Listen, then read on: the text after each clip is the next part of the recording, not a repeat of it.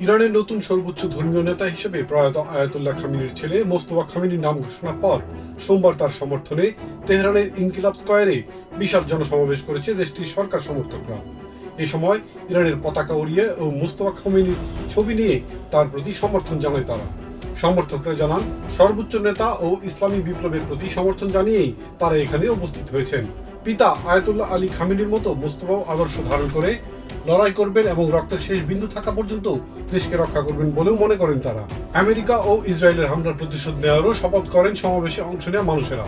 এদিকে ইরানের সর্বোচ্চ নেতা হিসেবে আয়াতুল্লাহ সৈয়দ মুস্তফা খামেনির অভিষেকে অভিনন্দন জানিয়েছেন রাশিয়ার প্রেসিডেন্ট ভ্লাদিমির পুতিন। ক্রেমলিন থেকে পাঠানো এক বিশেষ বার্তায় পুতিন নতুন নেতার প্রতি রাশিয়ার অটল সমর্থন পুনর্ব্যক্ত করেছেন এবং বর্তমান যুদ্ধকালীন পরিস্থিতিতে তেহরানের পাশে থাকার দৃঢ় অঙ্গীকার ব্যক্ত করেছেন। মোস্তফা খামেনির প্রতি সমর্থন জানিয়েছে এশিয়ার দেশ পাকিস্তানও। তবে নতুন শীর্ষ নেতা নিয়োগ হলেও ইরানের রাষ্ট্রীয় কাঠামো এবং রাজনৈতিক মতাদর্শ বদলাবে না বলে মনে করেন বিশেষজ্ঞরা। চ্যাথাম হাউসের মধ্যপ্রাচ্য ও নর্থ আফ্রিকা কর্মসূচির ডিরেক্টর সানাম ভাকিল মনে করেন, মোস্তফা এখন নতুন সুপ্রিম লিডার হলেও কার্যত খুব বেশি কিছু বদলাবে না।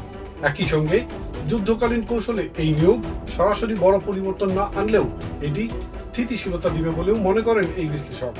ভাকিল মনে করেন, পর্দার আড়ালে নির্বাহী নেতৃত্ব পরিষদ, আলী লারিজানি এবং বিপ্লবী গার্ড বাহিনীর মতো প্রভাবশালী ব্যক্তিরাই দৈনন্দিন সিদ্ধান্ত এবং যুদ্ধ সংক্রান্ত প্রতিক্রিয়া পরিচালনা করছেন।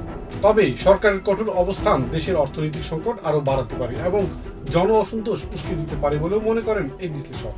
এদিকে মোস্তফার দায়িত্ব নেওয়ার প্রথম দিনেই নকশ-ই-জাহান স্কয়ারের কাছে সরকারপন্থী সমাবেশের পাশে বিমান হামলা চালিয়েছে ইসরায়েল।